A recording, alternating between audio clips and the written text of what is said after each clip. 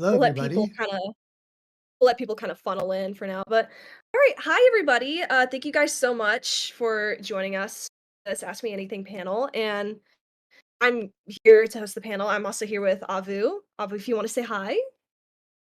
Hi, everybody. Hope y'all are doing okay. Avu will be helping me with some of the questions, and we're here with the one and only Tony Gardner. If you guys are, of course, just now coming in, Tony Gardner and his company were responsible for not only the visuals of Human After All, the music videos, but also the helmets themselves, and also Electroma. And we actually left this out earlier, but they also did a little bit of the prosthetic effect, were of course amazing. I also know his company's work. From the Child's Play series, Hairspray, Jackass Forever, which was a really fun one. Basically all over the place. You probably have seen your work out and about. But we're here today because today marks 20 years of Human After All, which is kind of amazing that Crazy. it's been that. But Tony, thank you so much for being here. We're really excited to be able Oh, to yeah. dive into these questions and talk Thanks. all about your work, which is Thanks amazing. for It's having me. also kind of course, it's also kind of the you think of Daft Punk, most people tend to think of how they appeared for Human After All, which is really All saying right. something. It's such an influential era. Yeah. Alright, so we're gonna dive right in. So we like to kinda do our questions chronologically. So our first question on the docket is, how did you first get into the world of special effects work?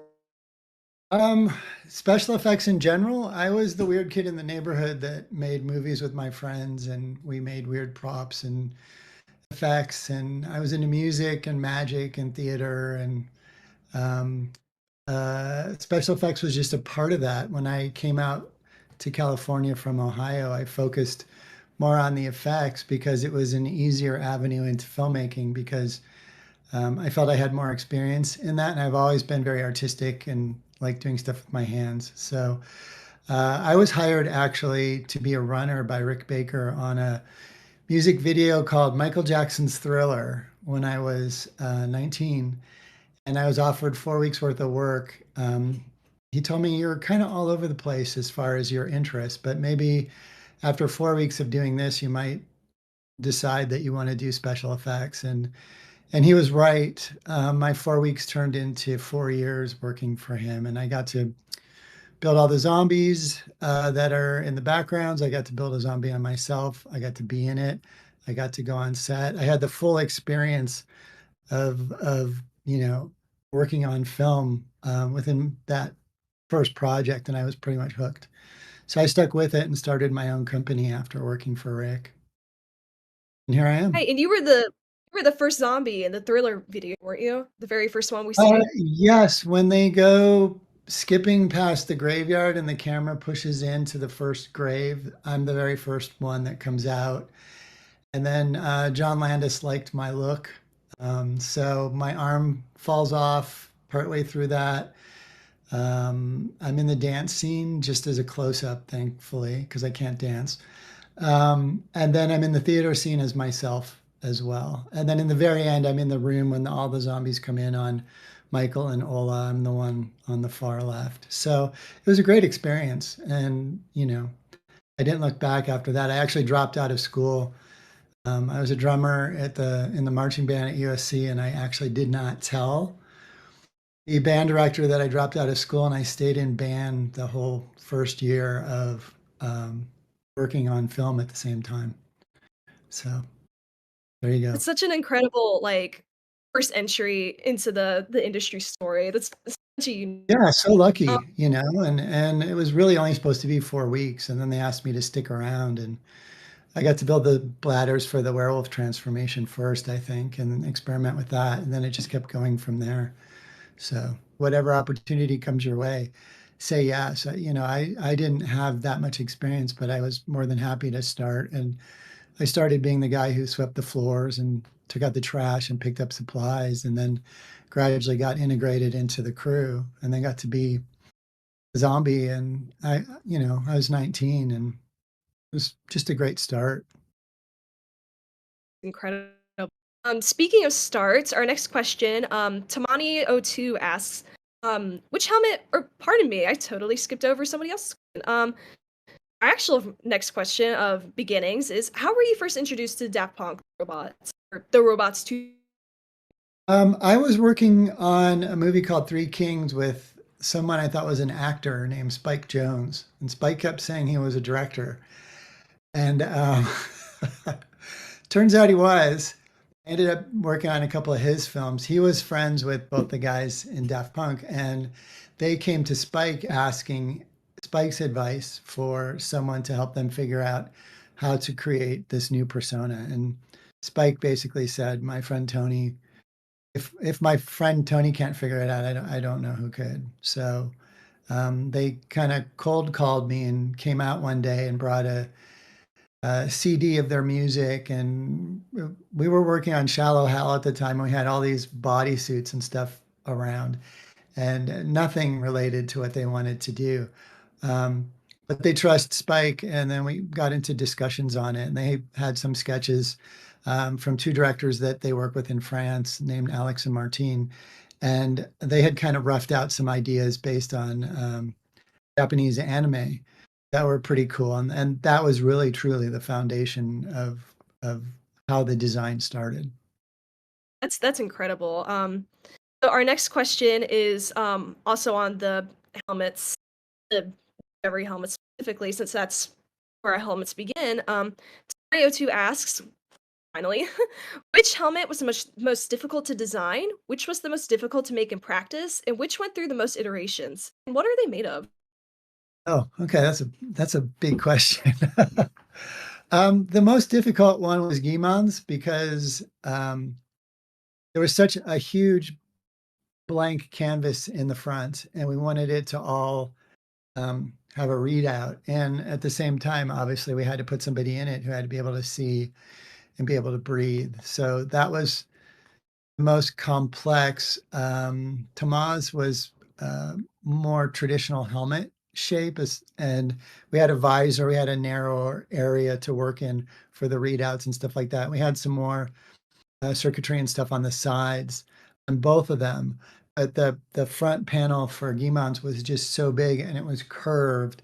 And we were trying to make sure that we'd get a readout the whole way through. If we were doing it nowadays, their preference back then was actually if you could bend a TV screen and fit that into the helmet, that would be what they would prefer to do. And that wasn't an option with the technology at the time. So we went with the next best thing, which was basically color changing LEDs. And we actually brought down the guy that did the Jumbotron from San Francisco, who designed that and the readouts and the programming in order to get all the pictures and images on that. And this is obviously way before billboards were just scrolling through um, different videos and stuff like that.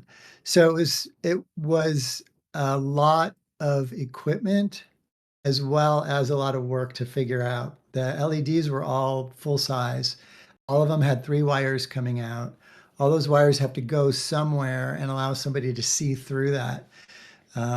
So technically, that was the most complex. And then just getting a really nice curve and everything else. Again, nowadays we'd do it three-dimensionally and make sure it was perfect, but it was all done by hand. It was sculpted by hand in clay, and then molded. And then the parts from there were cast in fiberglass, and those were body shopped, and then that was metallized. And we experimented with actual metal plating as well as metallizing, vacuum metallizing. And depending on which iteration of the helmet you're looking at, there were different things used for each one. Guimond's also had the little readout of a pulse in the ear, in the circle that's in the center of the ear, and that was all an LED readout because we couldn't get a little screen or anything, at that point in time. So there was a lot of trial and error, and all the hardware that came out of the helmet had to go somewhere. So we ended up building backpacks on their back that, like a little fiberglass shell they could wear under their wardrobe, that once they put the helmet on, all of the weight of all the motor and the fan and all the wires and everything else went onto that backpack. like clipped onto that, and then there was a chrome cover that fit over it to disguise all of that. But everything in the heads ran off of a Makita battery. And we had an opening in the bottom of the backpack where we would change out the batteries after things started to, die off. The batteries lasted maybe like an hour and a half. But the first iterations of the helmets also had gauntlets that they both wore, and the gauntlets had buttons on them. Tomas had buttons where he could actually, on one arm, type out a response that would read across his face. And on the other arm, he had buttons that were pre-programmed answers. And then there were also visuals for, like, we had a program that was eyes that blink and stuff like that for him. And he had a button he could press for that. Guy-Man had the same thing, but his was all, the whole idea was Tomas was the talker and Guy-Man was all visual imagery. So there were never words on him. It was always, what sort of graphics can we fit into an oval that's curved that'll read from the sides as well as from the front? And then he was able to control that himself. Did I answer all those questions? There were a lot in there. Yeah, that was Yeah, kind it of a seems like pass. so. Okay, Yeah, that good. was actually another question that didn't quite make it into the our little lineup of questions. Somebody had asked if the reason Tomas's helmet has a mouth but not Guy-Man's is because he's the talkative one of the two. Oh So it's yeah. nice to hear that was the thought process. And just design wise, the idea of the mouth for Guimans, it's kind of almost where the gold meets the visor. But the very first visors were different. Guimans visor was gold, so it was gold helmet with a gold face. So he was all very monochromatic. Tomas was red and it faded to black on the sides so that the lights from the sides didn't come through red so that they could read their true colors. Um, and they realized, I think after the first photo shoot, that with Guiman, everything that was in front of him was reflected in his head. Literally the camera, the people standing there taking the pictures, everything. So, that all got dulled down very quickly. I find it so interesting that it was just powered by Nokia batteries. It must have been so influential for the time. Well, we had been doing special effects characters for films that we would have like battery powered blow dryer kind of units to blow air into their characters' mouths to keep them cool and stuff like that. And we had designed that using, a power drill battery. We just took that same idea and used it for these helmets, and it worked great and easy enough to charge, easy enough to buy anywhere you went, you know. So it wasn't like you had to hook up a bunch of wires or anything like that. Just plug a battery into a socket and go. Yeah, definitely striving for convenience over everything, I suppose. That makes sense. But I just want to add, I'm also a former band kid, so I thought that was a really interesting factoid. I was also a drummer in the band, so that was like, oh Oh, wow, like I had no idea that he was that cool. But moving uh, on to the next question, it is pretty much related to what we were just speaking of. But were there any helmet designs that we haven't seen that were rejected or scrapped or just didn't really make the cut at the end of the day?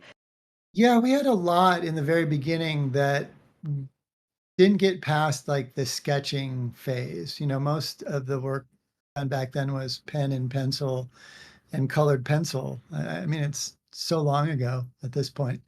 Um, there are quite a few, and the original design that Thomas and Guillemot wanted to do for the gauntlet didn't really work with wardrobe. It would actually sort of round out their forearms to look a little too much like Popeye.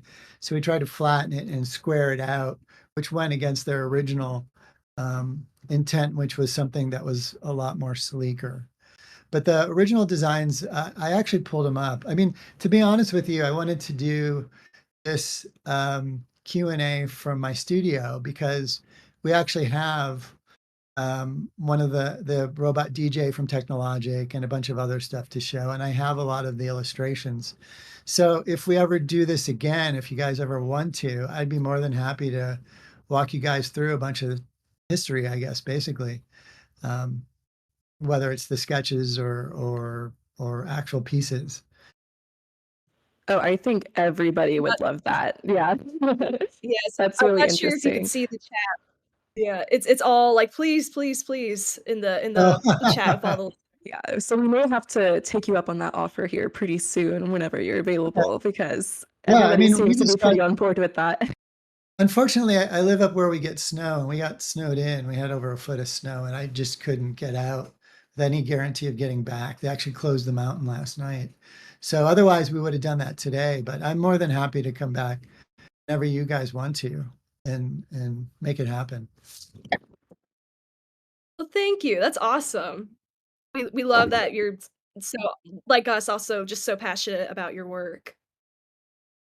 Oh, thanks. Well, it's kind of for any artist, what you do is an extension of yourself. And I think the people that enjoy what they do the most create the most interesting stuff because to a certain degree, it's for them, you know. Same with Yeah, music. that's what I it's mean, all about. yeah, it's just a different version of art and expression. So it's just nice And to Human After collaborate All with is people. definitely I'm artsy. sorry, what's that? I was just saying that Human After All is definitely artsy, has a Oh, reputation for itself. yeah. It's funny because there were so many things that were going to happen prior to that for the album previous, and there was an issue with Virgin Records, and there were a bunch of videos that were started that were never completed. Treatments were written for them. The whole idea was all the videos would sort of fit together as chapters in a story, sort of what they did with the music videos for Interstellar 5555. I always leave off the last five. Um, and we didn't get to do any of that, but some of that stuff that was built for some of those videos that didn't happen ends up showing up in different ways later in their career or in other music videos, which is kind of fun. It's fascinating. I don't think we've ever heard that before. Do you have any examples of some of the things that pop up later on that get reused? Sure. One of the earlier music videos we were going to do was going to be the Daft characters as little robot versions. Well, little miniature versions of themselves, basically animatronic puppets, kind of like what the robot DJ was in Technologic. And the two guys were going to be mixing in a little um, sound studio, a sound booth that was plywood and paneling. And the walls were going to drop down and they were going to stand up out of their chairs and they were going to walk out and they were actually going to be in the middle of Times Square and just walk down the street. And that was going to be the end of the video. And that paneled um, room shows up in I think it was the American Music Awards. Warren Food designed a set based on that. And then the helmets that we actually made the little guys and scaled the wardrobe down and everything, and we're ready to go. And the helmets that were done in miniature became the heads for the babies and the infants in the Electroma film, because there's that whole town that's populated by robots and we needed helmets of different sizes. So there's like a lady pushing a stroller, and the robot baby in that is wearing one of the helmets from the music video from years prior that didn't happen. So there's a resurfacing of things. And the robot DJ from Technologic is the guts of the idea for the music video of them as the little miniature DJs in New York City. So there's a lot of stuff that aesthetically, the shows up in some manner or another. Yeah, and there was a photo shoot, wasn't there, that you were part of with the little miniature Daft Punks? Yes, there was. There was a photo shoot where we had the little guys in sort of like a post-apocalyptic set with a bunch of crumbling concrete and like just basically it looks like a blown up parking garage um, because that's what it was. We had done a miniature parking garage for Terminator 2 ride at Universal Studios. And we had saved part of the miniature set from that. So that became the set behind the little robots for their photo shoot. Wow, that is fascinating. I hope we get to see some of these scrap designs see the light of day again. You know, this is the perfect year for them. Yeah, 20 I think we're going years. to try and post a lot of stuff on our Instagram for both the shop and myself so that people can see stuff. We started posting some stuff from prime time yesterday and today that's more behind the scenes ish. But we're in going through files. I didn't realize just how much I had hoarded. So there's actually a lot to share. So we'll try and get that out. Well, that's fantastic. I'll for everybody listening, I'll make sure to put like in our announcements, links to go follow so that way everybody gets to see them as soon as they go live. But yeah, we'll definitely be looking forward to seeing everything because that's incredible. Oh, yeah. Uh, our next question here is from Wub. Wub has a few questions that were really good, so we'll just a lot of them are from Wub. So Okay. they asked, Human After All was a dramatic tonal shift from Discovery. Were you aware of this transition into a darker, more rustic aesthetic, or were you less familiar with their product beforehand? Um, I was aware of what was going on only because they gave me the CD of the music in advance of its release when they started talking about doing music videos for it. So I got the tone right away. And then we started talking about their look and what they wanted to do with themselves. And we were really wanting to go darker all around. And then, like Tama, we changed his mouth shape on his very first helmet had sort of a smile shape to it. It had upturned corners on both sides that come to a point. And we killed the points and we just made it more neutral and blank. And we did the same with both of them. We pulled out all the electronics, got rid of the backpack, streamlined their whole look. And then we actually put in LEDs for Guy-Man that were green eyes that they could use just two small green dots. And then Thomas had um, a red, a full red screen that he could do options with that could either scroll or light up, scroll vertically as well. Um, and then that was sort of their look. And then the reason they gave me the album so far in advance was I we were doing a fitting. They came in for a fitting, and I was starting to film a short film that I wanted to do, which became Prime Time of Your Life. I wanted to do a film on essentially body dysmorphia, um, based on a conversation I overheard between two 11-year-olds that really bothered me, and I just wanted to say something about it. So I was doing a short film, and they came in for a fitting for the new look and for the helmets, and they asked me why I was building all these pink skeletons and why I was building a bathroom in my shop and what was going on. So I told them the story of this girl whose self-perception is she's extremely overweight, and her interpretation of the media and everything else, posters, pop stars, people on TV, was they were skeletal. They were pink and like a bubblegum cute kind of thing, something that she wouldn't be able to achieve. And through the course of the story, you realize that she's totally fine and healthy and a normal size, but she perceives herself in the mirror one way. Sometimes the camera is her reflection. Sometimes the camera is looking at her. And in those instances, you see different versions of her. There's a lot of little layers to it. And I was explaining the story to them. And then we finished the fitting and they left. And then when I was driving home, they said, if you're going to do this as a short film, we'd really like to score it for you. We'd love to score it for you for free.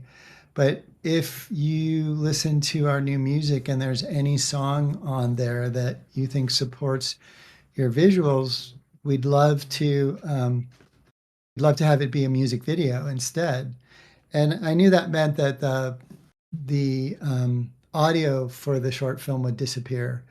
But I thought the visuals were odd enough that maybe that would be more interesting. So we decided on two songs originally. One was Prime Time, the other one was Human After All. Um, and Human After All actually was the beginning. It's so confusing.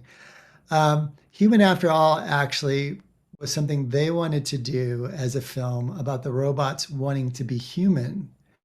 It was going to be a music video. It was going to be just a short, regular length music video, a couple of minutes. And that song was going to be a part of it. And that music video grew into the film Electroma. But that song was already taken because originally Human After All, which became Electroma, was going to incorporate that music. Once it became Electroma, the decision was made to not have any of Daft Punk's songs or music in it whatsoever and have it literally be more about them expressing themselves visually as opposed to musically. So go back to your question. That's why I had early access to it, and I was very much aware of what they were trying to do. And my video was very dark, and they were embracing that. So it became very clear to me from the beginning that they were up for trying something different. And they had actually gone to New York and bought a camera. And I want to say it was from the sound stages where they shoot Sesame Street. It was an old analog camera that had a problem with it that they had stopped using, where if you moved it too fast, the image would smear or blur. It was just the whole thing was burned out because it was really old. And they wanted that to be sort of the foundational look for all of the videos that came out of the Human After All album. So if you look at Robot Rock, it's a really good use of that. And then we kind of riffed on that sort of idea with Technologic and Primetime a little bit, where we were sort of pumping up some of the colors like reds or pinks or something like that, where we're trying to not incorporate the smear, but that old school sort of grainy vibe that old videos used to have. That was all intentional as part of that album. Sorry, that's a long answer.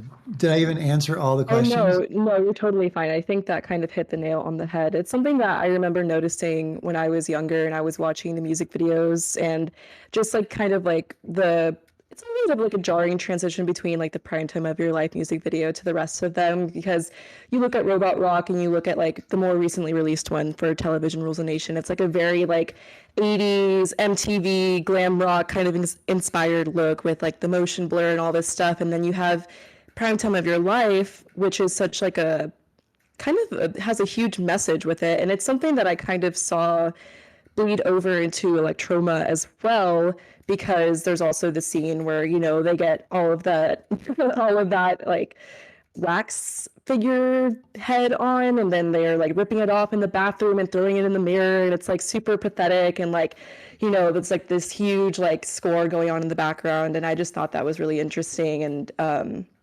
it's very like refreshing to kind of see somebody have such a kind of borderline disturbing reality check and into like what it Yeah. is to be you know having to struggle with body dysmorphia, because it is like such a difficult thing to you know kind Yeah. of experience and live with. So that definitely really deeply resonated with me whenever I was like watching those back in, I don't know, like 10, 12 years ago, whenever I was a little bit younger. But moving on to the question to kind of propel off of this one, it is somewhat known for being Daft Punk's most shocking music video. And it is like pretty graphic towards the end as well. Did you kind of expect, or did you and Tomangi also expect that this would kind of be a little bit controversial for even the most hardcore fans of Daft Punk? And how do you think the legacy of this video and how it might have presented itself during the time and even now has kind of held up over the years? It's interesting because I think when we did it, I think our references were a little more timely, like David Cronenberg and Videodrome and people and films like those that, the 80s weren't quite as far away when this debuted. And I think people had a little bit more of a point of reference. I think the jarring part was Daft Punk looking so pleasant for discovery, and then going darker. I think that was a little jarring for people. Social media wasn't in existence at the time, so there wasn't really any immediate feedback for us as far as how it went over. We just know that we put together something that we believed in, that we thought people would find interesting, and hopefully it would open up discussion or conversation about things maybe people would normally talk about. And that was kind of really all we cared about at the time. Um, as time's gone on, you know, people say, "Oh, this gave me nightmares when I was a kid," and but keep in mind, I mean, I hear that about Chucky and a lot of the other stuff that we work on all the time, and my first question is always, "Your parents let you watch that?" But I know kids, want to see stuff like this, so we tried to do it in a manner that was cartoony and stylized. I mean, when Brianna's standing in the mirror looking at herself and everything's peeled away, and it's literally peeled away like a banana with the skin, and then there's fat molecules inside it, inside the peel, and then she's very clean and sterile as far as clean musculature. Same with the hands peeling off and stuff like that, and even the face. Everything's done with very clean lines and almost cartoon graphics sort of style, where you're trying to tell the story, but trying to do it in a manner that's not a gross out. There's no blood, there's no goo or anything like that. We're trying to really um, keep it as less offensive as possible and still be able to tell that story. Does that make sense? It totally makes Yeah, sense. for And like, sure. for lack of a better phrase, it is like in its raw form. Like, pardon like the pun, but like, I wouldn't think it would be done in any better way without it, getting, a little bit offensive, as you were saying. But if anything, it was like the most tasteful route. And I just think it's a really beautiful piece of art, honestly. Like, I still go back Thanks. to it to this day and just kind of marvel at everything that happens and like how much it really just encapsulates just societal pressures on Yeah. everything. So And to me, primetime and Electroma were really all about, who are you? Who do you want to be? Why do you think you want to be that? Be comfortable in who you are. But there's all this pressure coming in from outside all the time that weighs heavily on people. And for kids, it's a lot heavier than I think a lot of adults realize. And that was kind of the point of prime time. And then with Electroma, you've got these people that all they want to do is fit in. And even when they try and feel good about what they've done, they still don't feel true to themselves or that it's really accurate. And they go back to who they are. And in the end, I mean, the end speaks for itself on that one. I guess on both of them, well, the end on primetime is a little more ambiguous because you don't really know what happened. People have assumed a couple different things, and that was kind of the intent of it. And then with Electroma, it's pretty obvious that, one guy blows up and the other guy sets himself on fire and walks off into the desert in the middle of the night. And it's like, this is the end. But then you have to wonder, It's is very it? edgy. It was definitely very, very edgy time for them. That Yeah. time of your life was definitely kind of Primetime and Electroma were kind of the peaks of that, because in primetime, you see this poor girl, like, basically skinning herself alive, and then in Electroma, you Mhm. see these 2 beloved previous kind of bubblegummy robots just murder-suiciding out in the desert, which is really Yes. intense for Daft Punk, considering Yeah. how light and fun Discovery was. Yeah, it was definitely very edgy, kinda angsty, very blunt rock and roll time, in their career. A great life anonymously. And then when they go into these helmets, all of a sudden there's a lot of pressure on them. It's kind of the opposite way it would be for real people, right? So I think there's a lot of layers and a lot of commentary in both of those. I think if you were to watch both of them again, I think you could get a lot out of that.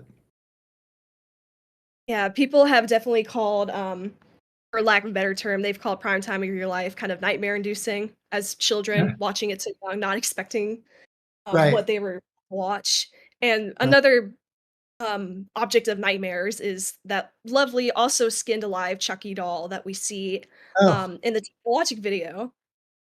yeah, We had several questions. Of course, okay. you've kind of covered it already talking about, your studio, but we had some questions. It was, where is the Technologic animatronic or animatronics these days, and was it ever given a name? Because despite being one of the most iconic characters in Daft Punk's kinda lineup of characters, nobody knows what to call it. We always called it the DJ. It was the robot DJ. The DJ. Okay, it's gonna be accepted as, like, the worldwide canon now that his name is the DJ. Yeah. Paul Hahn, one of the producers, called it Mr. Cheese the whole time because the underskull for the head is the underskull from Chucky. So he was playing the, Chuck E. Cheese card with that. But it's sort of an amalgam of Chucky's head underskull, different brows than we did for Chucky at the time. Then some eyeballs that we made that could light up with LEDs. And then we had a smaller pair of teeth in it. We had longer arms that were prototyped from another version of a character named Glenn from the Chucky series as well. So we sort of cobbled all these pieces together. We were originally going to put armor on it, and Tama really liked the way it looked minus the plating and stuff like that. So we stripped it back down to the understructure and left it as is. And then it has legs as well because you see it in the very beginning scenes where it's watching TV with Iman and Tama, and they're all sitting on the floor, and it's got little legs in front of it. But when we mounted it into the pyramid to shoot, we severed it at the hips because all the puppeteers for it are inside the pyramid or directly behind it, because everything was cable controlled to operate the arms and the neck and the torso and everything like that. The face and the mouth were radio controlled, same as Chucky, but everything else was cable controlled. So a lot of hardware in there. And we've got some pictures, like literally behind the scenes, behind the pyramid, on that we'll put up on Alterian's Instagram page at one point. Or actually, honestly, if you go to Alterian's website, there's a feature that's photos, and you can go through and find Daft Punk, and there's a lot of this stuff already in there too. So there's a Really lot cool how to. practical the effects were.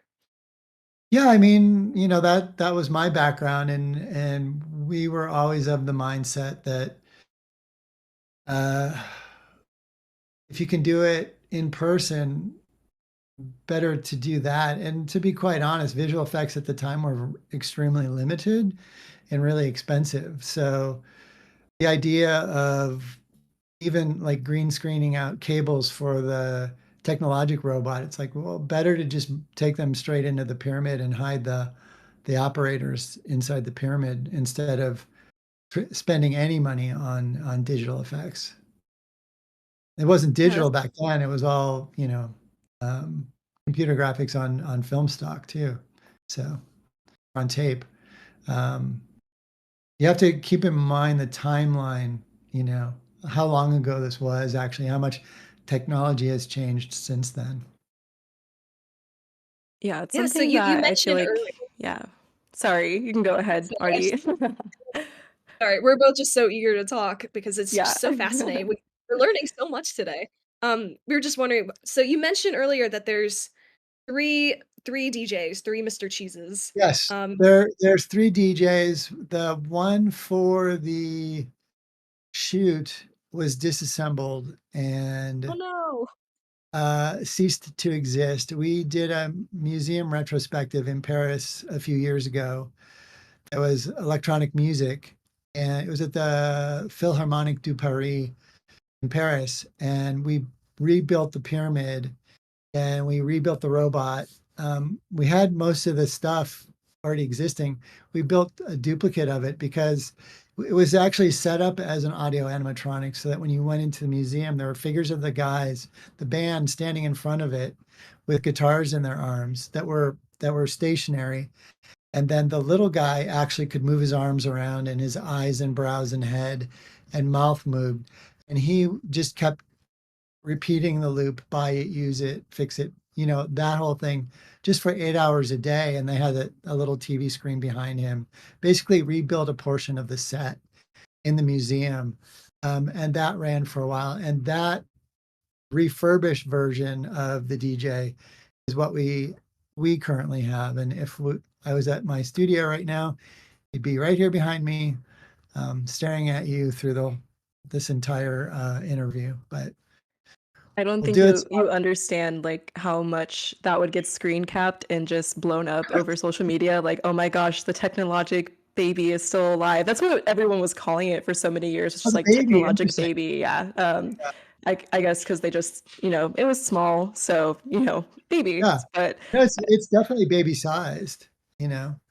And the head that, like I said, we use that for babies for Electroma. So um, that's a good name, Baby DJ. yeah, I think it was, I mean, there's so many different variations. Honestly, I could probably go on for probably 10 minutes talking about all the ones that I've heard over the years, but I'm glad that we That's finally have some confirmation on that at least. But yeah, so I guess you guys need to keep a lookout on the Alterian Inc. website to see some more behind the scenes pictures and stuff. So, moving on to a somewhat lighter toned video, circling back to the Television Rules the Nation music video, which has just been officially released.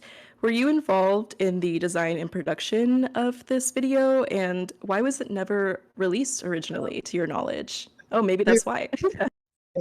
I was not involved in that one at all. And I know Warren's done like a walking cycle thing through time of the robots, and we gave him a bunch of information on the Technologic robot so he could incorporate that into it. Um, but there's a lot of stuff that was done or built and never saw the light of day. There are a lot of treatments written for different songs that things didn't come together for. So it's kind of cool that some of that stuff is resurfacing now or being shared. It's been a very like cryptic kind of, I guess, underground little like snippet that's been circulating on YouTube for I don't even know how long at this point. And so it's nice to see that it like exists and it's in a much higher quality than it was before. I think it was like in 240p, like at the very Oh, beginning really? of its, yeah, it was, I don't even know exactly where it was originally sourced from, but really interesting Yeah, to I don't hear think they know that. either. It Yeah, doesn't sound like anybody knows how it got onto the internet. yeah, someone I would be somewhere got fired Interesting. very soon after, I'm sure. But Interesting. Yeah. Yeah, like that one in Robot Rock, basically, we'd visit set and we had nothing to do because at that point they were self-sufficient with the helmets and, unless things needed repair or something accessorized in some new manner, there wasn't really anything for us to do. Um, Thomas was proficient in writing code and stuff for his arm gauntlets for the very first helmets. Within the first day of the first fitting, he was really into it. And they're smart guys and super articulate and know what they want. So um, we just Yeah, step it sounds back like on certain ones. they had a vision and they were all in on it. That's really Yeah, great. yeah. And when we did the Speaking very first sculptures, they would try and explain like, well, maybe this could be a little over to this side, or because we were like in the beginning, we did head casts of them, and we were sculpting in clay over their head casts so we could make sure their nose and their eyes and their mouths lined up so they could see and breathe and stuff like that with what we were doing to them. At a certain point, I remember, well, why don't you just put your hands on it and push the clay around and show us what you want? And they actually got their hands into it, which I thought was really fun. I think for all of us, to be honest. Um, And then towards the end, when we got into electronics, like I said, Tama really got into wanting to know the literal nitty gritty of the circuitry and how things worked and how the programming worked. And brought his computer and plugged into it and was into it right away. So a lot of times, once they had the stuff they needed, it was just us sitting back going, I wonder what they're gonna do next. But our relationship with them was always very sort of casual and collaborative, like them working on, you know, my music video, which became theirs. And Thomas was the cameraman and Guy-Man was the producer and I was the director.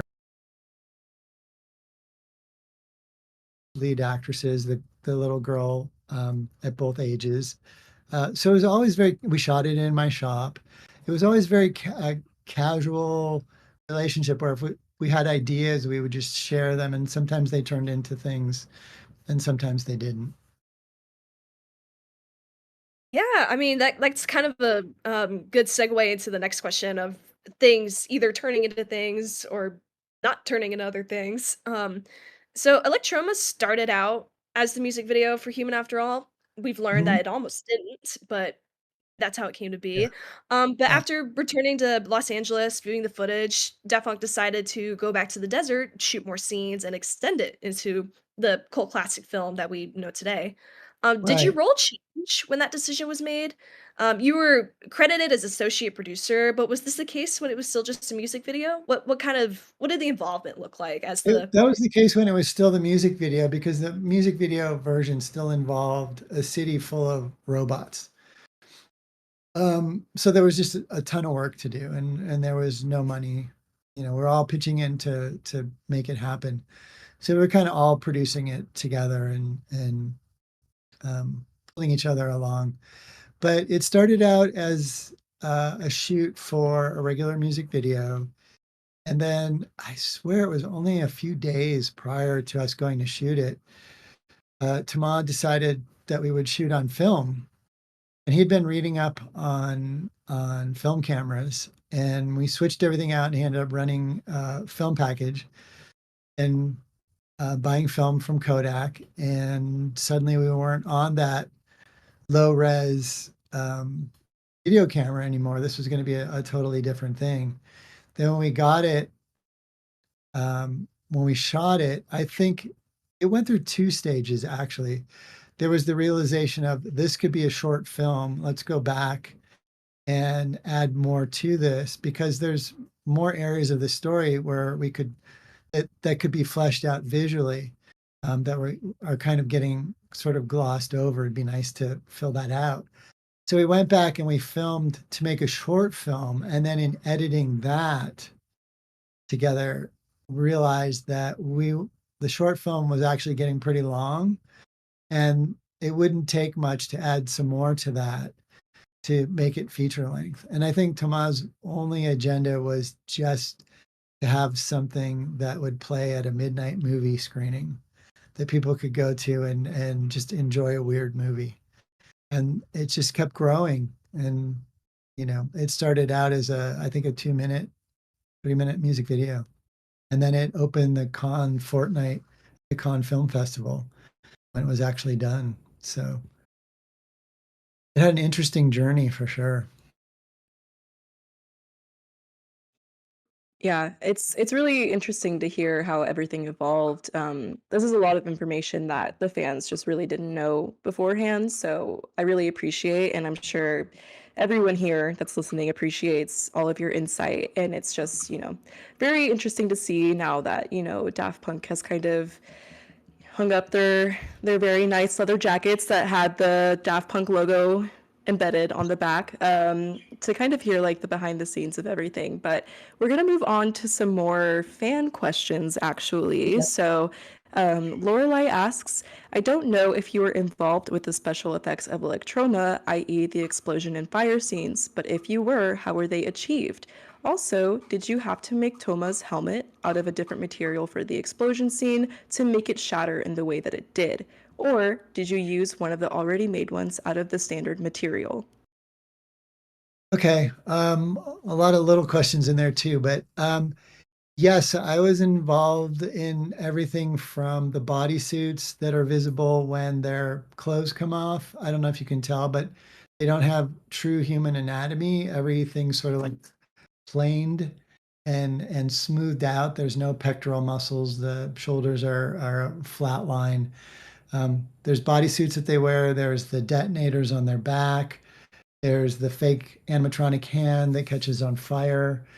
There's the exploding version of Toma, which was actually run in a rigid polyfoam, which is, I think, the closest comparison just in like the general market would be the spray foam that you use to insulate windows. That once it dries, it's hard. Imagine that in black. We had a body cast of Tama, and we painted that black, and we took the and we cast that in this rigid foam. And normally rigid foam comes with a flame retardant in it. We asked the manufacturer if we could eliminate the fire retardant so that it would ignite more, which once it vaporizes, it's just insane what's possible. But we took that black rigid foam body, and he doesn't have a jacket on at that point. It's just the pants. And we took a version of the pants and we cut them into small pieces and spray glued them back onto the body form so that when the body exploded, the pants would come apart in pieces as opposed to them staying together and everything else exploding out around it. We cast rigid foam copies of his helmet so they would explode exactly the same way. Cast those in black polyfoam, and then we had them vacuum metallized so that they looked the same and there wasn't anything hard in the foam that could hurt anybody. We took all the rivets out of the pants and everything else ahead of time as well because we didn't want anything flying that could become basically shrapnel. I mean, we were in the middle of the desert and had a camera, and all the crew was really far away and in tents and behind cars and stuff. But even so, you never know what's going to happen. And then those were rigged by the special effects team proper that are responsible for explosions and weather and stuff like that. And I believe they had purchased primer cord, which people use to blow up tree stumps, and we ran that through the body. We had created cavities through the body that we could run the cord all the way through so everything would explode evenly because we're trying to get something almost musical where it kind of like mushroom cloud, and then the black would show up against the background, and then you'd also have some sort of a fireball hopefully in that as well. And then we sort of staked that into the ground in the desert, blew that up, and then all those pieces were just shards of rigid foam, basically. When Guy-Man takes off his helmet, there's a whole headpiece that the wearer has that has a flat plane in the front of it that has some circuitry in it. And that was a whole head shell that's cheated. We cheated some sizes, but that was all done practically with a person inside it the whole time. And then when he's looking at his hand, it's an animatronic hand that has a foam latex skin on it that we could actually set on fire, just put some rubber cement on it and let it burn. And then when he takes his helmet off, prior to that, we created a helmet that was cast out of like a rigid, really brittle fiberglass type resin. We slush cast that so that it was hollow. We put all sorts of wires and stuff in that. And then the visor was part of it was paint and part of it was plastic. And that was something that he could actually shatter on the ground practically. And then he takes a piece of that and picks it up. And that's how he creates the heat source, like as a magnifying glass, onto his hand. He's holding in his real hand a piece of the broken helmet. And then we've got the animatronic hand that catches on fire, and then that burns. And then once it gets to the point where we see him walking through the night and his whole body's on fire, that was the pyrotechnics department with a stunt person rigged properly in a suit that is a normal traditional burn suit. and we didn't have anything to do with that part of it. And then the rest of our stuff on that was all the robots of the town, obviously, and then the whole scene where they become people or try and become people, as well as the scene where all that stuff is sort of coming apart and they're, you know, flushing it down the toilet and all that kind of stuff. Um, the stuff that's poured on their heads, when we did their life cast, we used alginate, which is a plant-based material that you normally do to cast an impression of somebody's hands or heads so that you can design makeup effects on them. And they had experienced that when we did the helmets the very first time. So the idea was when the robots were wanting to become human, they would have something similar poured on them that would set up. So we actually used alginate and tinted it orange so that it had a more interesting color to it, and actually poured it on the guys, not Alex and Iman, but the two actors that were playing them, while they were in these barbers chairs. And then we had built these green screen suits for Seed of Chucky. They were actually built in Romania for us, that had this like weird dome top to the head that was like a tube. They almost look like beekeeper suits. And we had those in the shop when we were working on Prime Time, and the puppeteers were wearing them. Those became the design influence for the white suited guys inside the compound where the robots are trying to become human. So our wardrobeist at Alterian, Lisa, also designed the white suits for the people to wear as the technicians, and then the people inside the white suits were actually our crew. Um, People like Ken Banks and Howie Adams were in the suits, and they were actually doing the life casting of the robots because they normally do the life casting in our studio. And then we pre-made a bunch of giant eyeballs and noses, excuse me, and stuff that you could mix and match, like they were designing their face.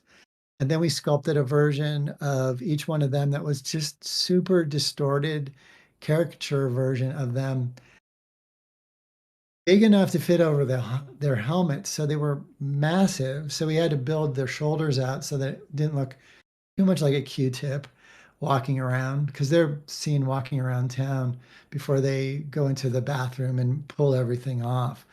We shot the bathroom stuff in my shop in the bathroom.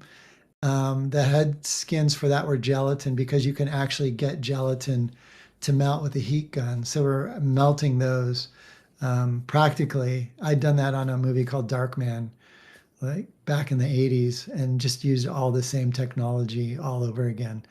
Um, and then we actually literally flushed pieces of it down the toilet. Um, so there were a lot of different effects in that film, and I was responsible for all of them. It was a lot of work. We had a lot of people that went on set with us to make it work. Some of the hardest stuff was just the crowd scenes, because you had 20 some robots all in helmets walking during the day in costumes.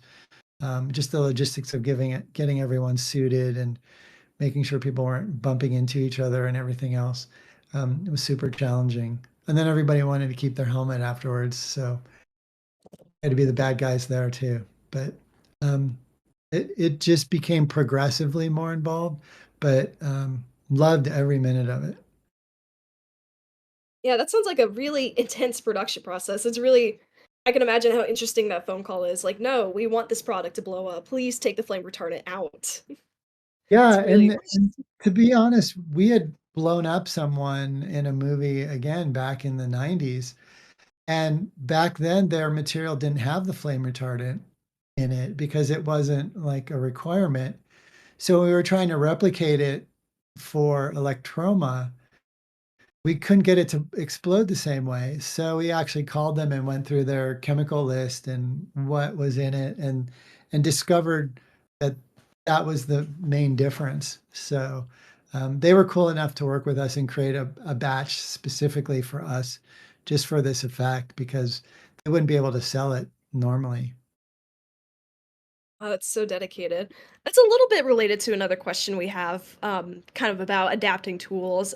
Daft Rebel asks, would you make anything different if you were to have the tools you have now in Oh, 2025 back in the day?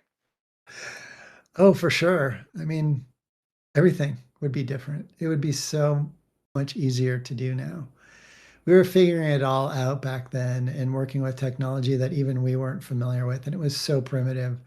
But now to 3D design and print the helmet, and then, if we wanted to cast and mold that, there's a lot of different materials. We'd be able to design the interior to incorporate fans and structures for batteries or standoffs, or for the visors to clip on and be removable a lot easier. Um, there'd be no need for the giant backpack at all. All the circuitry for the faces would be so much simpler. Everything would be so much lighter. It would be a completely different world. I think about it every once in a while, just remembering Giman ask about a curved TV screen, which wasn't an option back then, but could be done now, obviously. I always wonder what that would look like to do that and then have something playing on that that looked like the old LED screens, and then have it all just change while it's on somebody's head to something that's really smooth and clean. And I think that there's so much potential in what exists now. It it would have been amazing to have had that technology back then. And even Yeah, just to, it's an you can go on YouTube and people do tutorials on, how to wire electronics that weren't an option back then either. We were literally learning as we went. Yeah, now you even have people on YouTube showing how they program their own, Daft Punk Right. helmets for their own Right. use, and which is just really just shows like how true it is, even, within 20 years, how much everything has changed with the technology for special effects. And I always found those videos to be really interesting. Have you ever really delved into those at all, or like just Which videos? there's like videos, there's fans out Oh, there that I mean, have like programmed their tutorials. own Yeah. helmets. Yeah. Yeah. There's some really great work. There's some amazing stuff being done by the fans. That's really impressive. Um, there's some great fan art too. That, I mean, I see some stuff and it's like, that needs to be a t-shirt. If it was a t-shirt, I'd wear it, you know? Um, just to have that social platform now to be able to share art and technology is pretty amazing. Keep in mind when we made the helmets, our reference were photos. If we played a video, it was a VHS. We took a photo of the TV screen so that we had reference for what we were sculpting. When we wanted to talk to the people in San Francisco, it was a phone call, which was super limited as to what sort of information could be shared. So somebody would have to get on a plane and fly down to discuss how something was going to be wired. There was just so much more work and time and money that was required back then. Um, it's literally a different world. Yeah, 100%. I agree. Um, okay, so there is another question that kind of related to what you were speaking of earlier with interacting with the robots themselves. We have the, let me see, Unhelpful Git asks, what is a memorable experience you had with the duo themselves? Just like a small interaction or something about them that stood out to you. Um, something that stood out. I mean, to be honest, the thing that was the most moving to me was them taking the time to call me after they left this shop, my shop, in the fitting, to offer to score my short film. I just thought that meant the world that they believed in the idea, and they said that, we can't get it out of our head, and we'd really like to help. Um, that's just very indicative of who they are as people. Um, that stands out probably more than anything. I think too the design phase where we were trying different things on them, trying to figure out how to make it work, especially like our first fitting, was interesting because and very memorable because a lot of times what you design on paper is different in person, and it was one of those moments. It was sort of that aha moment for a lot of us in regards to some of the aesthetics of the original design. Because originally, like the robots had hair; they were very anime style, trench coat hair. Um, Tama had a silver collar and a shoulder pad plate that was part of his overall look as well. And just having to try all that on and realizing how much mass was added and how movement was limited really helped define the characters. And that was a really fun experience figuring that out as well. That's So I'd say interesting that those, not only they ditched the wigs, but also shoulder pads. yeah, well, you kind of had to like it kind of stopped you being able to move because the shoulder piece had a collar, like a short, almost like a priest jacket collar that was all chrome that connected to these chrome shoulder pads. It was all one piece. So like if you picked up one shoulder, the whole thing moved. It wasn't like it was separate pieces. It looked great when it was stationary or for like photos, like just a really cool look. But as far as practicality of walking or moving, it was just a little too limiting for the character. And I know they embraced the limitations of the suit for C3PO in Star Wars and made that part of the character of the robot. But I think the idea here was to not have those sort of limitations in place. Um, and again, too, adding that mass just shortens your neck that much more, and your head's already oversized. So trying to keep a neck on him was really important because their original designs for the hands and the necks were ribbed rubber hoods and ribbed rubber gloves that had the plates on the back sides. So there's a lot of extra mass on there that eventually went away and became just spandex. But in the very beginning, it was a lot more substantial and a lot warmer inside as well. Oh, it's a shame that they could have been a little more campy because that would have been a lot of fun, but, sacrifices have to be made. A lot of the earlier photos, you can tell the difference in the hands. Even the shapes of the plates are rounder and a little fatter and stuff too. But you can see the palms in some of the original old photos. You can definitely make out the neck rings and stuff like that. Yeah, we had a question come in about, the LEDs, oh god, I hope I don't butcher this. Dutch Vanderland asks, with the Discovery helmets, which helmet was the hardest to make and program the LEDs for? I would say Gimon. And part of making the LEDs work was also setting it up so that he could see. And what we ended up doing was taking a big piece of clear acrylic and drilling out holes in it for each one of the LEDs.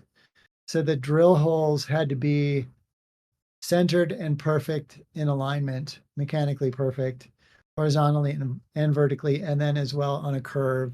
And then all the LEDs had to be mounted at the exact same depth. And then all the wires, the three wires for each LED had to be pulled off to the side in groups that would allow some sort of clearance in the middle for him to be able to see.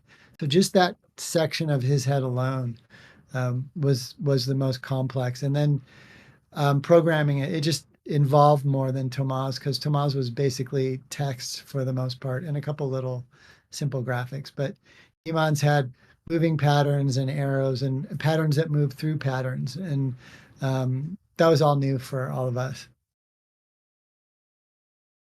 I always kind of expected it because in a visual standpoint, there's kind of a lot more going on with Guy-Man's Discovery helmet than Toma's, just because of you have like the rainbow LEDs on the side, and then you also have like the different icons that would show up on his screen at the same time. I think his was a little bit less hands-on than Toma's was, since you mentioned that he was able to kind of program his own throughout Yeah, time.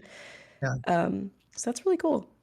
So another fan question now is asking, following the progression of Daft Punk's quest for humanity from technology, How much do you think Electroma served as a visual perspective for this ideal almost 20 years later? I think the fact that they used the end of the movie as their announcement for them ceasing to exist as a group kind of says it all, you know, because Oh, yeah. Yeah, Mhm.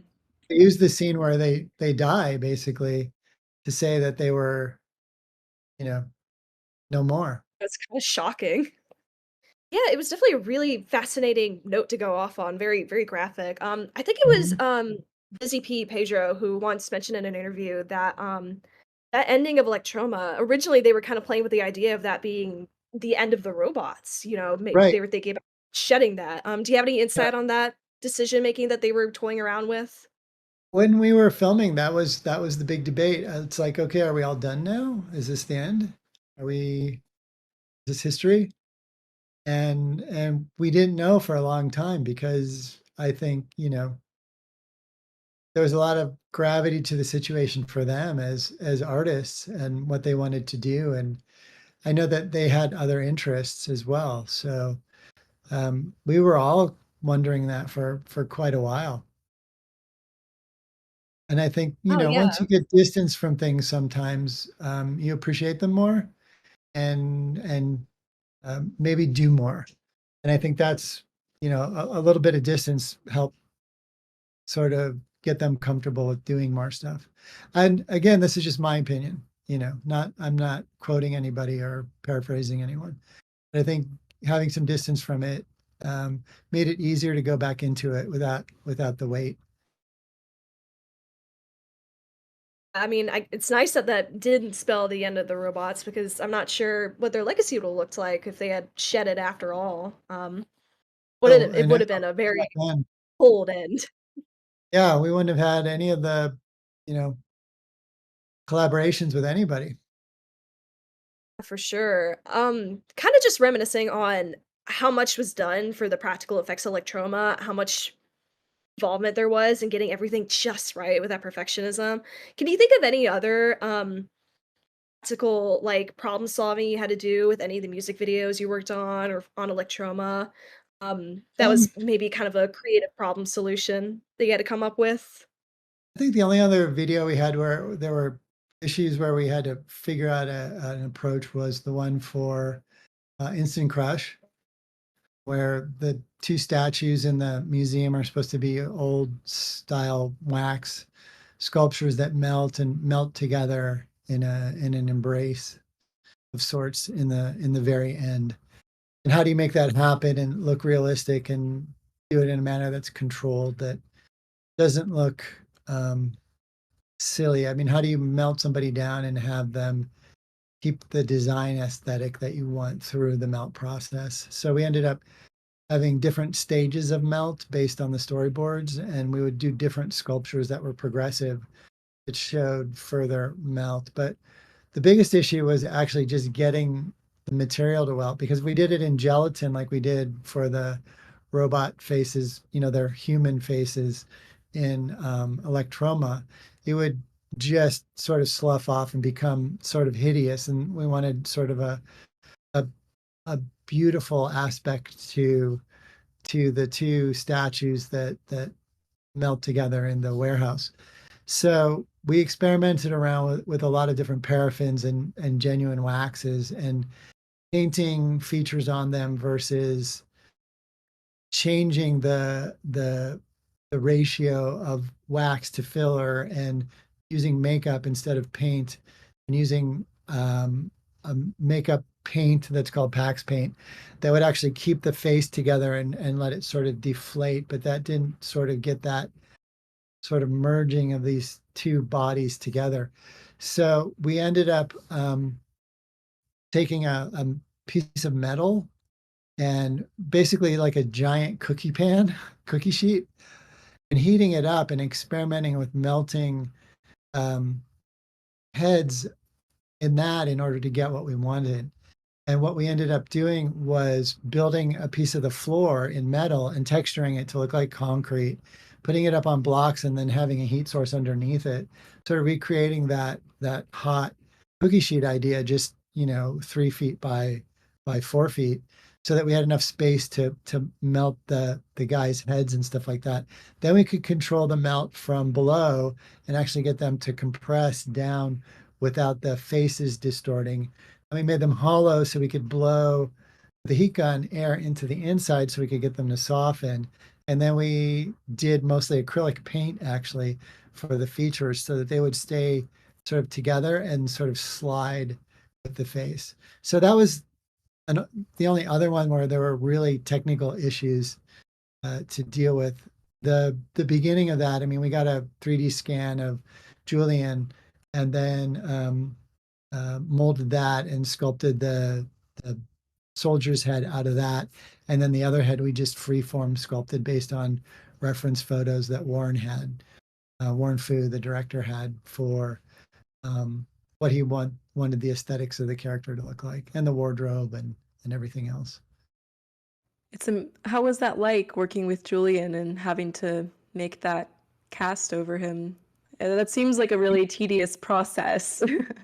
He was 3D scanned actually, so it took him probably maybe a minute to hold still to do it. And he was not in the United States when we started pre-production on that. So the scan was done overseas, I believe, actually, and then they just sent us the information, and then we printed it out here in the US and then molded that, did a clay copy, then resculpted the clay copy to look more stylized like a statue, and sculpted the hair on it and stuff like that. And then Oh, the I hands see. were just generic hands that we used, and some of those hand sculptures were sculpted where they were melted together, and we were just running 2 clay hands out of 2 hand molds we had, and then changing the sculpture, molding that, and then we cast that in wax. So his only involvement with our side of that story was just the couple minutes that he had to sit in a chair for someone for the scan. That was it. Wow. Well, I guess that kind of made everything a lot easier than You it know, would have. really easy. Yeah, yeah. That's kind of the norm of how we work nowadays. So it's really nice. Yeah. Um, Kind of propelling off of this one yet again, Maddox asks, what was your favorite animatronic or puppet that your company made? And my company's made animatronic. Boy, I would say probably honestly, probably um, Chucky in the last season of the TV series, which was about a year ago. Because there was him normal and then him as this decrepit, gross little old man version of himself. Um, and there's just so much character in that puppet. It's just really fun to do. And Brad Dorff is really great to work with. And the puppeteers, we've been doing the show for 3 years, and there's a really nice shorthand because you've got different people playing different aspects of the character. Like I'm just the eyebrows, somebody else is the eyeballs and the eyelids, someone else is the mouth, someone else is the head, and you all have to kind of be in sync. And I think that technically that was probably the most difficult, but most rewarding. So that would probably be my favorite. Prior to that, we did an animatronic cat for Hocus Pocus that was Binks, the black cat. And sometimes they use a real cat, sometimes they use an animatronic one. They would put a CG face. This was the beginning of CG, a CG face on the puppets or the real cats. So that was the first time different techniques were melded together. So that was really fun to figure out as well. Plus, that was also a character, which it's always nice to put personality inside something. So iconic. So yeah, when we opened with, "Oh, if you don't know Tony Gardner's work," yes, you do. So that's definitely, the shout out Binks from Hocus Pocus, we love that. Kind of on that topic, if you're recommending, kinda going through your catalog of really impressive work to people, what what would you recommend people watch first to really get a feel for Oh the sort of boy. special effects that you do, what you have to bring to the industry, which is an amazing catalog worth of work? They're all so different. I mean, Daft Punk is great from a sort of wardrobe and robotics perspective, character design. The Geico Caveman is great from character design and doing something really realistic with hair work and teeth and making that believable. But like, I think we're known for that. We're known for the old age makeups for the Jackass TV series and Bad Grandpa. And those were all done where you'd have someone in a makeup interacting with real people and make it believable. Um, we did the same thing on Sacha Baron Cohen for a TV series called Who is America and pranked people like in the government and stuff like that. And we had to make people that, on build characters on Sacha Baron Cohen that were real. That's a good example of character makeup. Hocus Pocus, Billy Butcherson and the cat from the first film, and then Billy in the book from the second are good examples of solid character design that, shows off the work between like wardrobe department, as well as hair and makeup and everything else. I think those are probably the main ones that we get known for. And then of course anything with Chucky, who seems to be eternally popular in the fall, along with Billy Butcherson. We did the Addams Family movies and a movie called The Craft. So a lot of that stuff plays a lot on TV in the fall. And those are all good examples of props or makeups or special effects that we've done, or miniatures even, really. Yeah, it's just so expansive. Like it's really just very prolific. It's incredible. Oh, With your thanks. work with Daft Punk in specific, when you're when you kind of introduce people to your work with Daft Punk, what do you point to first to say this was us, this was me, this is what we contributed to not just Daft Punk, but also like pop culture in general? I think everybody knows the helmets so well. That's kind of all you have to point to. It's like we just did this movie called Heart Eyes, and we designed the killer, and it's a mask with heart eyes, and it's supposedly supposed to look sort of like the emoji. And got a lot of response from that. And that's literally all we did in the movie. We didn't design any of the makeup effects. It was all done in New Zealand. But a lot of times when you design something that people consider iconic or recognizable, like even the Geico caveman, it's like you can just say the name and people imagine the face or the head before anything else, or the mask or the helmet. And that's really it. And those icons sort of become the symbols that you share with people to explain what you do for a living. Yeah, it's incredible. With all of your work, this was a question we saw pop up quite a bit. What advice would you share with young artists really wanting to break into the world of special effects and practical effects and makeup? I think the most important thing you can do is try to do as much as you possibly can. And again, take advantage of YouTube tutorials nowadays. Do some of your own work, but post it, share it, show the world what you're able to do, because a lot of people come to us for like job interviews, and they can tell us they've done a million different things, but if they can't show us, there's a lot of people that only talk and don't do. So you want to be able to show what you're able to do. I think being able to share a portfolio, whether it's your Instagram page that you've set up just for your artwork, or however other way, whatever other ways you want to show it, is great. My youngest daughter Kira started a YouTube channel, and she was doing like short films and stuff, and she started posting those on that, and that showed people what she was capable of doing. And I think it just validates what you've done, and being able to get questioned by people about what you do or how you do it, I think helps you grow as a person and as a communicator too. And I think this is a very collaborative industry, and you work really long hours with people, and you're really going to want to get along with someone and enjoy their company if you're stuck with them for a 16-hour shoot day. I can't stress enough how many people we have not hired because they had a bad attitude. They might have been amazing artists, but the idea of fighting for what I want, or having somebody be a negative influence on a process that's on a deadline, um, is a huge factor in how like we would hire. you know.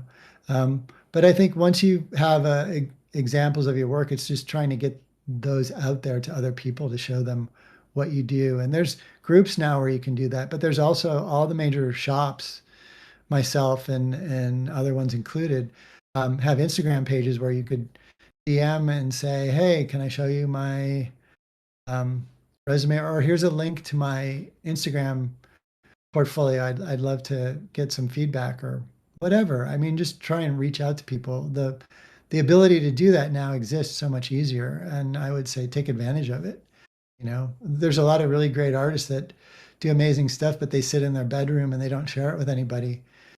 If they wanted to put it out in the world, you have to make the effort to do that. And a lot of artists are pretty shy and introverted, so I know it's a real effort for some people, but it's an effort that's well worth it. I was one of those kids, and you know, it worked out for me. Yeah, it really is just about putting yourself out there, Yeah. shooting your Oh, and shot. the other one too. My other one would be say yes to anybody who like asks you for anything within reason, of course. But like, I remember I was just starting out, and a friend of mine was an actor, just because I knew him in college, and he was starting to audition for movies, and he was hired to play a punk rocker, and he was very clean cut and straight teeth, and he asked if I would make him a set of teeth that were crooked and stained and gross so that he could be more this punk rock character to go in for the first script read with the director. And I made those for him, and the director wanted um, the actor's dentist friend to come to a meeting at his house because he was thinking maybe putting teeth into changing the teeth on one of the lead actresses. So I was 21 at the time, and I went to the director's house, and the director kept looking past me when I was at the door. Thought I had driven the actor's dentist friend to the meeting, and I was the dentist friend. I was just a student, and I had a stack of photos with me of other things that I had done. And one of them was this Halloween decoration I was building that was a skeleton with like long blonde hair. And the director said, "Oh, that's interesting. Our film has a character like that in it, actually, but it's being built by an audio animatronic company that does restaurants like Chuck E. Cheese. Um, but your thing's really cool." And I said, "Thanks." Well, 2 weeks later, that company goes bankrupt. The director tells his producer to call me to come in and have a meeting about building them their animatronic skeleton woman for their movie, which shoots in 2 weeks. And I said, "Yeah, I'd do the meeting." And then I had already had a job during the day. I was building aliens for this movie called Cocoon. Um, and I had a full-time job. I said, I'm 21, I'll work nights, I'll do this on my own. I got some friends to help me actually do pieces of it. And then in 2 weeks' time, I delivered it to set. They loved it. They asked me to puppeteer it and operate it on camera. And the producer, who had been very scary that very first meeting, asked me what I'd like my screen credit to read. And I had my first screen credit, my first puppeteering job, my first character that was 100% my own, which was this half corpse for this movie, Return of the Living Dead. I was 21, all because I said yes to a pair of teeth to a friend of mine as a favor. You never know how things are going to go, how things are going to work out. Be positive would be my ultimate bit of advice. Oh, yeah, it really is about putting yourself out there. We're Yeah, right why at not? time, but I really wanna wrap us up on this, question that we've had coming in, which is, what are some things that you learned while working with Daft Punk and on these artistic projects? Human After All, the music videos, Electroma, Instant Crush, the helmets, that you've brought with you? I think the biggest lesson I've learned is that collaboration is extremely rewarding, and collaboration quite often leads to a better idea.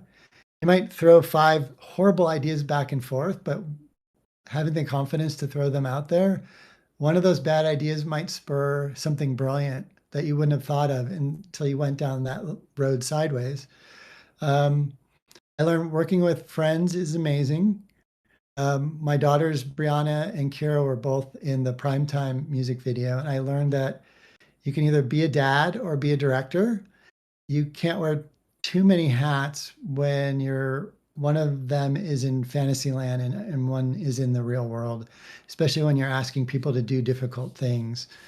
And I sort of carried that with me about delegating responsibility for projects so that everything can be done to its best potential all the time. I think those are the main takeaways.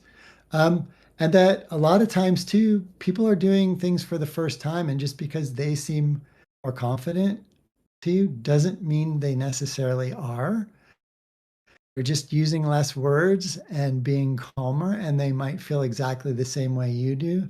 So the more that you can be yourself and be direct and honest from the beginning, the more amazing stuff you can create and the better relationships you can create as well. Yeah, that's some really great advice. I hope that I know for a fact that there's definitely people listening in that are just holding on to every word when it comes to working in this industry, and not just practical and special effects in general, but just as an approach to art in general, the act of Mm. creation. And go out there too. There, like if you're into genre stuff that's more like horror related, um, there are a lot of conventions like Monsterpalooza and shows like that where there are Midsummer Scream down in Long Beach, where there are vendors and people that are creating their own art for sale, and they have booths. And you don't have to go there just to buy. You can go there and just talk to the people, and you'll find it's really inspiring. And you'll find a lot of people that are very similar to yourself that you'd be really surprised that you wouldn't have been able to meet otherwise. And put yourself out there, you know, and take some examples of your work, and maybe you could collaborate with one of those artists on something that they're doing. Anything's possible, really. You just have to push. Someone described life to me once as you're in the airport and you're on a moving sidewalk, but the sidewalk is moving in the opposite direction. If you stand still, you're going to get left behind. If you're walking, you're going to keep pace with reality. If you push forward, you'll be able to make things happen. And I'm sort of paraphrasing it, but that's, I think, a good way to live. Put a little energy out every day towards the things that you want to do, not just in my mind, oh, I want to do this. It's like do something that is in that direction, whether it's a drawing or reading something or writing something. Just put some time into it, and it's cumulative. And before you know it, you didn't learn to ride a bike the first time you got on it by yourself. You know, it takes work and it takes practice. So get on it, so to speak. Yeah, that's really inspiring. That's a really good way to look at both the creative arts and also life, is just pushing ahead, not just settling for keeping up, but also just, the sky's the limit, basically. Yeah, yeah. And don't think it has to be money, because social media is free. So you can market yourself. I mean, everything is marketing nowadays. You have the resources to do it, so why not do it? Yeah, it's just shoot for the stars. Yeah. But that will put us right at time. Tony, thank you so much again for coming in today. No, my We had pleasure. just really fantastic questions. We learned a lot of really just completely fascinating things, and I'm sure everybody, myself included, is really excited to be able to see what you and your company have to show us that perhaps never saw the light of day from Human After All. Because Yeah, it well, sounds fascinating. after, some time's gone by and you guys wanna do this again, let me know, and I'll pull out a bunch of old stuff and share it with you guys on camera. Yeah, we would love that. And I know a certain movie also has a birthday next year, so I'm sure we'll Oh, definitely have another chance to talk all about some of our favorite footage from the robots and some of your work. yeah. But yeah, thank you so, so much for stopping in. I see everybody's in the chat thanking you for your time, and very Yeah, you guys are excited to have you welcome. back in the future. My pleasure. But yeah, thank you Anytime. so much for stopping in. Alright, well, have a good day. Thank you so much, Tony. Have a great rest of your day. All right. See you guys.